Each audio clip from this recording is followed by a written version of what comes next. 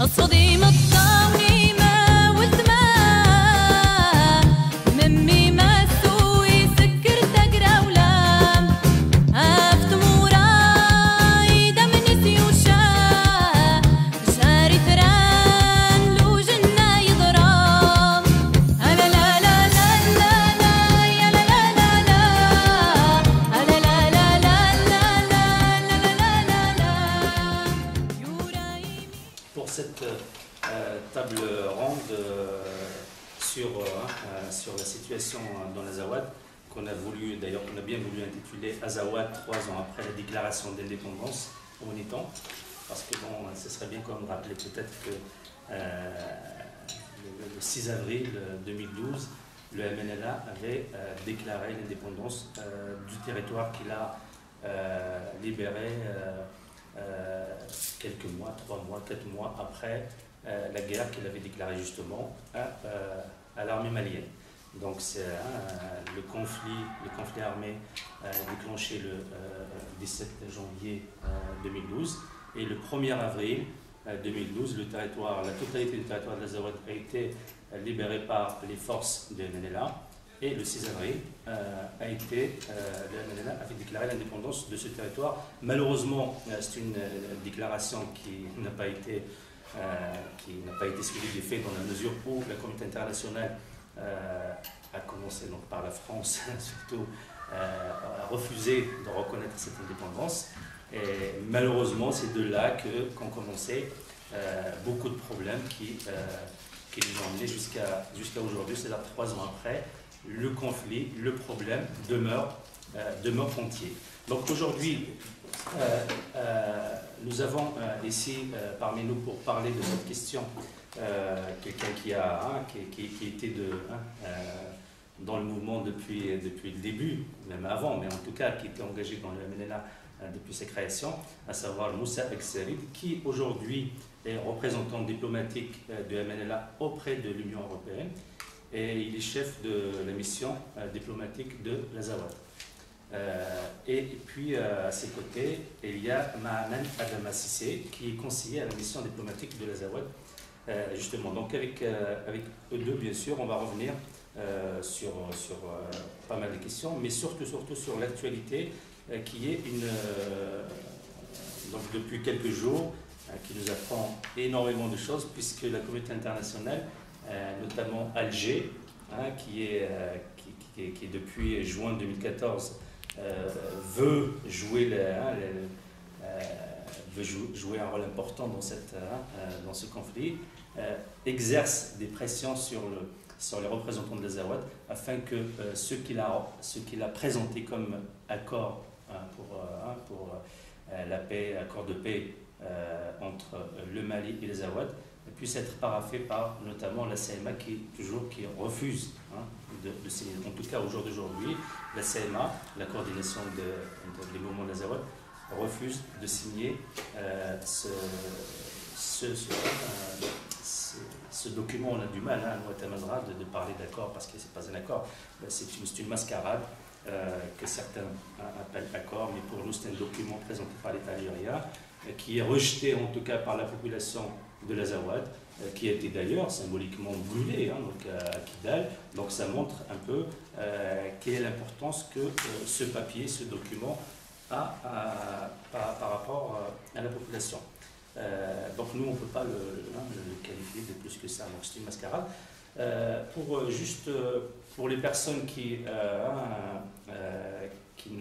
peut-être qui ne connaissent pas très bien cette question de l'Azawad, peut-être qui découvrent la question de l'Azawad, on veut juste rappeler que la question de l'Azawad, c'est une question qui est très ancienne. C'est un problème très très ancien qui remonte à il y a au moins un demi-siècle, si ce n'est pas plus, bien sûr. Un demi-siècle, pourquoi? Parce que ça correspond à la date où la France coloniale, le colonialisme français, a décidé de partir, de quitter cette zone, justement, cet espace où il y a l'Azawad. Et à ce moment-là, donc en 1958, il y avait au moins plus de 400 notables Touaregs, chefs de tribu, donc Songoï, donc des populations de l'Azawad, qui avaient écrit une lettre à De Gaulle, à l'époque, pour lui dire de leur rendre leur territoire tel qu'il leur a été pris. Donc ils ne voulaient surtout pas être associés, que leur territoire soit associé à des États nouveaux qui allaient être créés. Malheureusement, leur demande n'a pas été écoutée, n'a pas été entendue.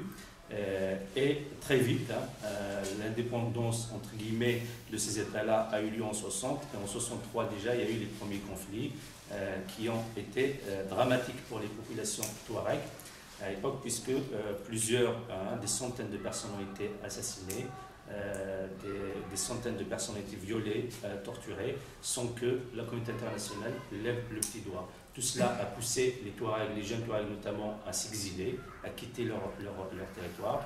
Et en les années 90, donc il y a eu d'autres révoltes qui ont vu le jour. Alors il faut bien noter que, bien sûr, cette question, ce conflit, ne concerne pas les Touaregs et le Mali. Il concerne les Touaregs et le Mali et le Niger, parce que le Niger aussi est exactement dans la même situation. Le Niger est un autre État qui est créé par la France au détriment de communautés qui ne veulent pas forcément être nigériennes.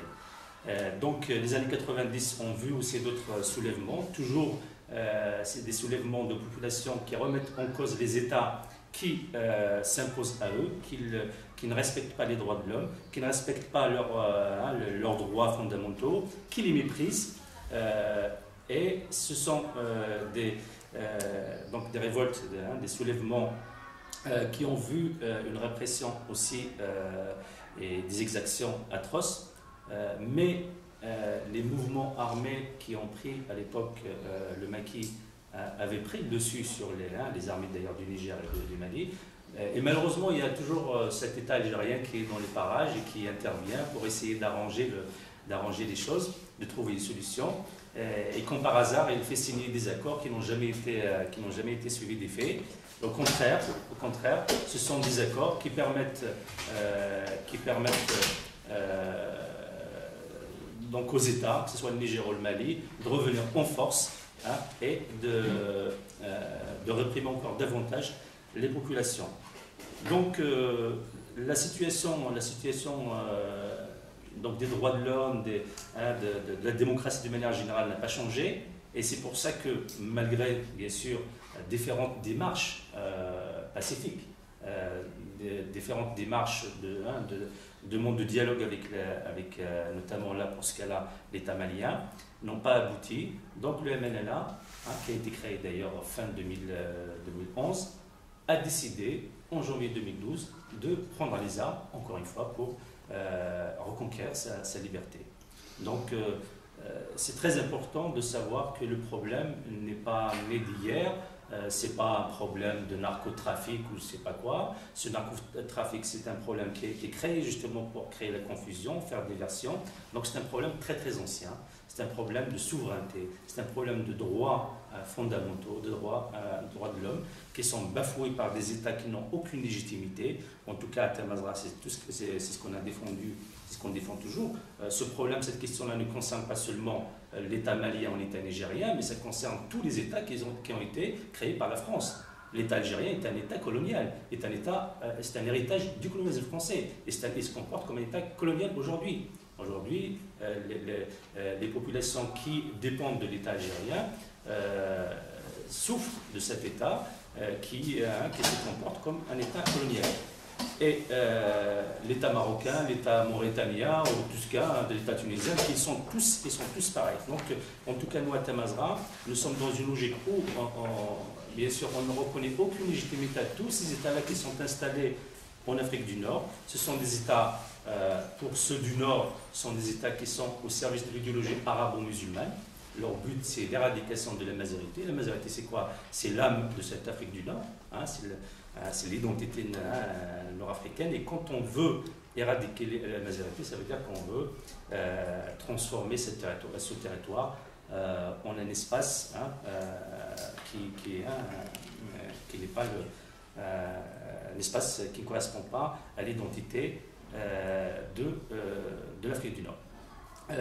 Donc, aujourd'hui, je vais surtout laisser Moussa avec Salid nous parler. Et on aimerait bien sûr, s'attarder un peu sur l'actualité parce qu'on voudrait bien comprendre cette question du paraphe et de la signature de ce qui est présenté comme l'accord d'Alger. Il y a en ce moment des rumeurs, et même ça dépasse les rumeurs, il y a des informations qui circulent dans certaines presses maliennes, algériennes, qui disent que la CMA sera invitée le 15 avril à Alger pour parapher les accords d'Alger en présence de la communauté internationale et des autorités maliennes éventuellement. Donc on voudrait surtout avoir vraiment des précisions là-dessus et avoir la position du MNLA, parce que le MNLA jusque-là, en tout cas publiquement, ne s'est pas exprimé, on n'a pas vu l'expression du MNLA ou de la CMA. Et on aimerait bien aujourd'hui que Moussa Salid nous éclaire un peu sur cette question. Donc Moussa, la parole. Merci beaucoup, Massine. Merci à vous tous et à vous toutes d'être venus. C'est très important pour les populations de l'Azawad de savoir qu'ici, en Europe de façon générale et en France en particulier, il y a des personnes, il y a des amis, il y a des journalistes, il y a des cinéastes et puis des chercheurs, des hommes politiques et autres qui s'intéressent à la question et qui veulent savoir la vérité et qui veulent être aussi en solidarité pour certains avec les populations de l'Azawad. Parce que dans notre désert là-bas, dans nos différentes régions de Gao, Tombouctou, Kidal, Douanza et autres, nous sommes en quelque sorte un peu ignorés par ce monde-là. Ça fait un bout de temps déjà qu'on ne voit pas des journalistes venir chez nous pour transmettre la voix du peuple de l'Azawad auprès de l'opinion publique internationale. Donc, cela permet au gouvernement du Mali et ses différents alliés de faire de la propagande, de faire passer les informations qu'il veut faire passer au reste du monde. Donc aujourd'hui, nous sommes très heureux de vous apporter notre version des choses, notre vérité, la situation dans laquelle nos populations de l'Azawad vivent depuis très longtemps, c'est-à-dire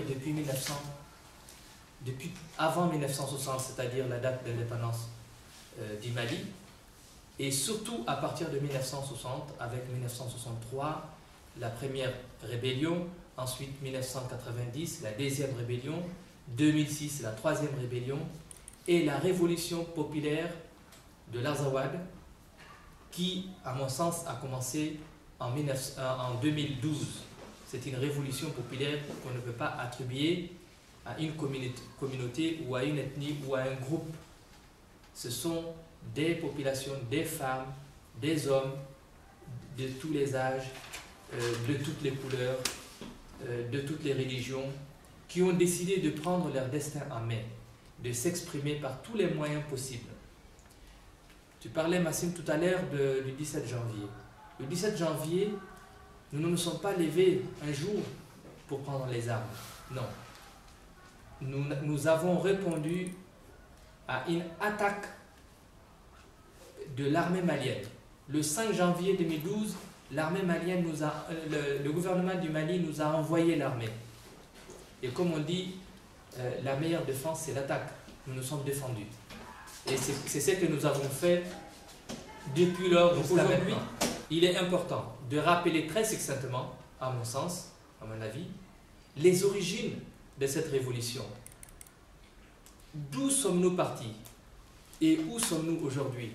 Avant, bien sûr, d'aborder l'actualité par rapport à ta question que tu viens de poser, parce qu'on entend toutes les aberrations aujourd'hui. Comme si la révolution ou la révolte de l'Azawad a commencé avec la présence d'Al-Qaïda au Maghreb islamique, qui date des années 2000. Et aujourd'hui, même au sein des négociations, dans les négociations, on parle de trois choses. On nous parle de la libre administration des territoires. on nous parle de développement, on nous parle de sécurité, mais on nous quitte complètement le fond, les causes profondes de notre révolte, c'est-à-dire l'aspect politique, juridique et territorial de l'Azawad. Cette question-là, politique, est complètement occultée. Il faut rappeler que malgré l'oppression, malgré les exactions, malgré toutes les aberrations, je vais dire, tout ce que l'armée malienne, comme massacre, comme exactions, qui se sont déroulées chez nous depuis 1963 à nos jours, la flamme ne s'était jamais éteinte. Parce que aussi, il n'y a jamais eu de solution, des solutions adaptées, justes et équitables au conflit qui oppose l'Azawad à l'État du Mali. Pas au peuple malien. Nous ne sommes jamais en conflit avec le peuple malien. Le Malien lambda, quel qu'il soit, où qu'il soit, nous n'avons pas de problème avec lui. Nous avons un problème avec le système d'État, qui est représenté par les différents gouvernements qui se sont succédés depuis que le Mali existe, déjà avec le Soudan français et surtout avec le Mali tel qu'il existe aujourd'hui. Donc je vous ai rappelé les révoltes que l'on a appelées abusivement rébellion en fait. Même, moi je trouve que le terme rébellion n'est pas approprié. C'est une révolution. Déjà, j'ai parlé tout à l'heure de 2012, révolution populaire, mais les prémices de cette révolution et même les actes qui sont posés sont les actes d'une révolution depuis bien longtemps déjà. Donc, avec ces différentes révoltes, il faut aussi penser aux sécheresses.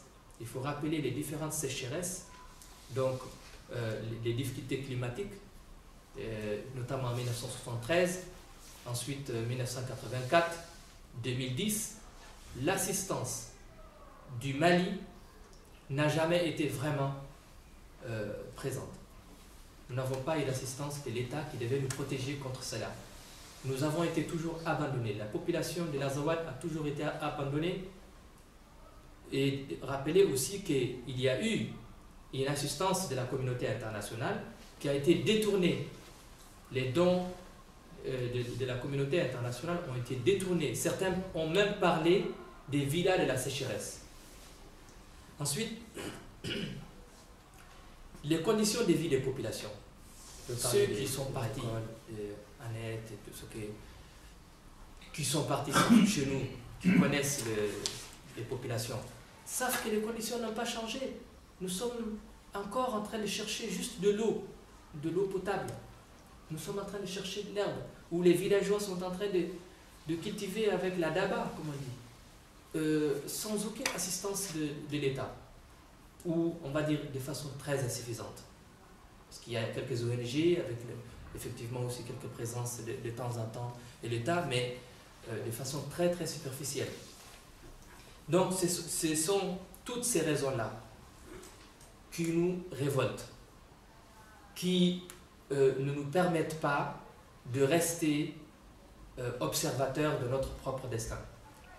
Et c'est pourquoi nous avons décidé de nous battre, donc de résister pour exister.